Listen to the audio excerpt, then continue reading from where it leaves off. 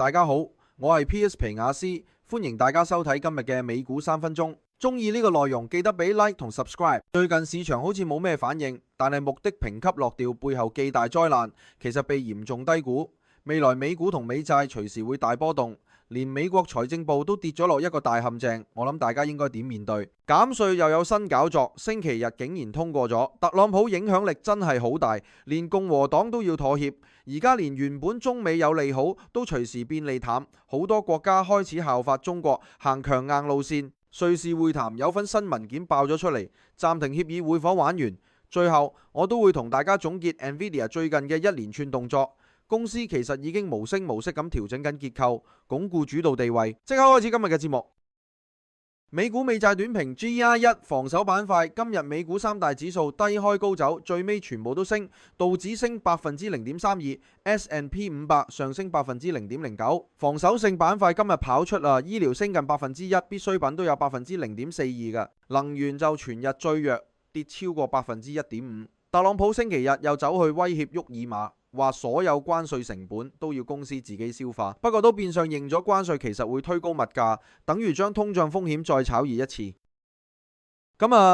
美債嘅評級下調只係表面冇大反應。上個禮拜五收市之後，穆迪將美國國債評級展望由負面升翻做穩定，不過其實係將評級拉低㗎啦。穆迪話，因為利息負擔不斷上升，美國財政已經比同等評級嘅國家仲差。雖然 A 級以上仲叫安全，全球銀行、主權基金同央行都無需變動持有比例，多數人以為唔使擔心，因為美債流動性獨步全球。但係其實呢個警告唔可以少睇晒嘅，原因唔係即時股災，而係慢煮青蛙。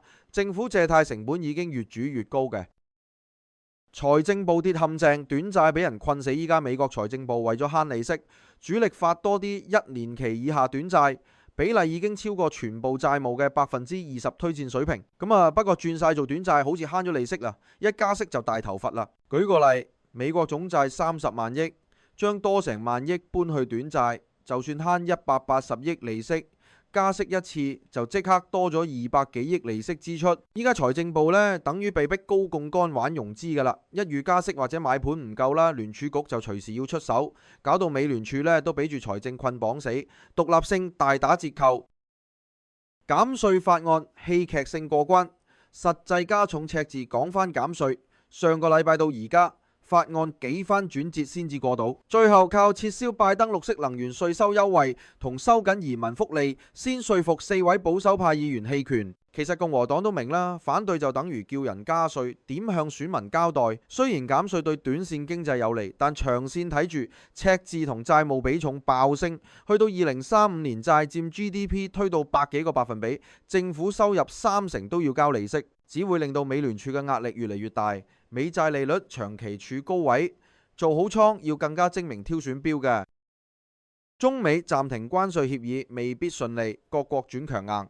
雖然中美達成暫停關稅協議，本來大家當係超大利好，但外國見到美國對中國咁讓步，開始反思自己。日本、韓國、印度都話唔急住同美國簽協議，甚至歐盟都覺得一直好人唔化，唔如學中國硬推會快啲。所以特朗普點解要收緊立場？一係就傾掂數，一係就單方面拍板，隨時爆炒邊個國家貿易摩擦。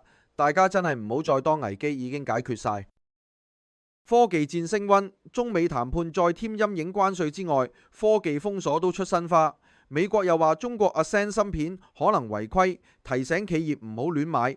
中國商務部即刻火滾，話美方破壞協議基礎。呢個係喺日內瓦剛談完之後極速反擊，90日談判期前景即刻蒙上一層陰影。再加埋特朗普自己控制關稅節奏同臨時開火，市場上邊個樂觀氣氛其實有啲過頭。大家唔好俾短線嘅升勢迷惑啦，未來仲好多變數噶啦。NVIDIA 無聲無息咁轉型，生態 hold 實主導權。最後講下 NVIDIA， 今次台北 Computex 佢同鴻海、台積電搞首個 AI 超級計算機，真係展現 AI 工廠規模。唔淨係咁 ，NVIDIA 而家打國家級客戶同國主權 AI 單，減低對 Google、微軟、Amazon 依賴。另外又投資扶持新型雲端公司，自己建立生態圈，分分鐘未來轉去 SaaS 模式食埋一份。你 AI 發展，NVIDIA 就無可避咁係核心，唔論芯片、軟件、基建都插足晒，投資方面都俾大把容錯率，重新證明股王地位。